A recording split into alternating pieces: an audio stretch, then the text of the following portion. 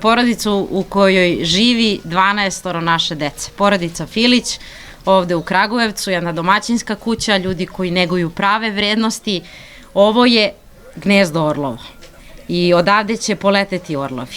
Ovi ljudi će sasvim sigurna sam stasati u prave ljude i verovatno će se baviti različitim zanimanjima, ali ono što je sigurno, poneće jedan pravi odgoj iz ovog doma, kućno vaspitanje, poštenje, čast, moral, sve ono što je potrebno našem društvu. Ministarstvo za brigu o porodici i demografiju je tu da ukaže posebnu čast upravo ovakvim porodicama, da odavde pošaljemo jednu simboličku poruku svima, da slavimo život, da slavimo rađanje, da nam se kuće, trgovi, igrališta, ulice, obdaništa i škole ispune dečijim osmesima, da damo podršku upravo ovakvim ljudima, lavicama, majkama koje su podarile 12 života i koje su tu da brinu o kući i okućnici i od deci, da ih izvedu na pravi put.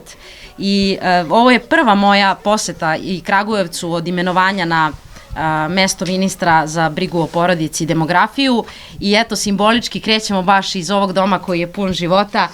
Upoznala sam ove divne ljude i posebno mi je drago što se u ovoj kući neguje patriotizam na najlepši mogući način, onako kako to dolikuje.